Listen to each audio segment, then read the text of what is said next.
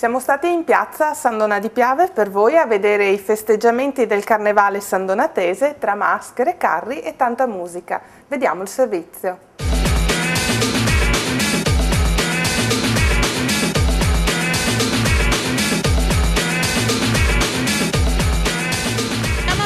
Di Piave non è uno scherzo, è carnevale. In questa giornata un po' grigia nel cielo è stata colorata dai coriandoli, dai sorrisi dei bambini, da tutte queste mascherine. Sindaco, ci dica qualcosa. Sì, devo dire che noi siamo felici di come vanno queste giornate, perché è un carnevale nato proprio a San Donà dal nulla, grazie alla partecipazione delle scuole d'infanzia, delle frazioni, e ogni anno si uniscono associazioni e frazioni.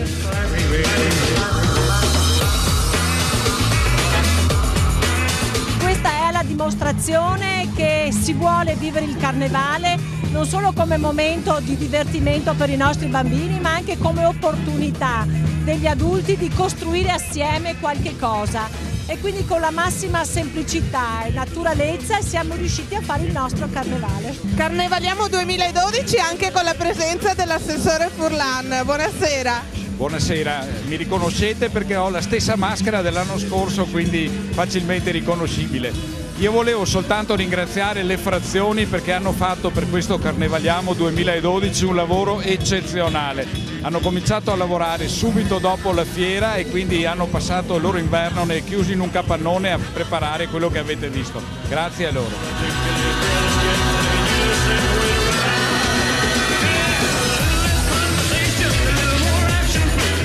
A Carnevale ogni scherzo vale. Andiamo a fare un po' di scherzetti. Buonasera, lei è vestito da pirata oggi? No, noi siamo vestiti da Peter Pan. Ma no, siete vestiti da pirata con questo vestito nero e bianco!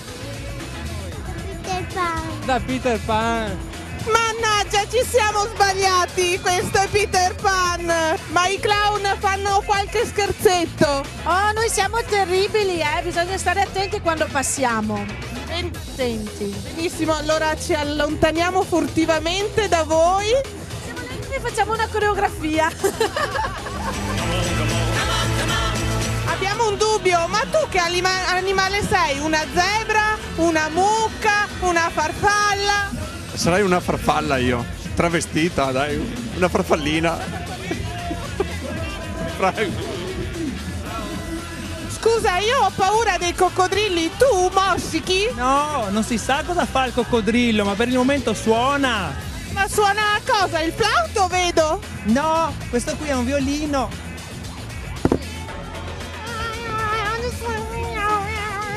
In realtà dovevamo trovare un tema e abbiamo scelto quello degli animali per essere anche in tema con i bambini più piccoli. Benissimo, buone canzoncini allora. Grazie.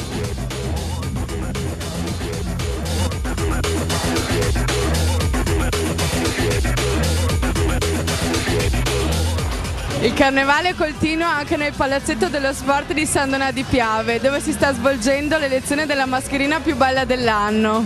Perché ti sei vestito da dentifricio?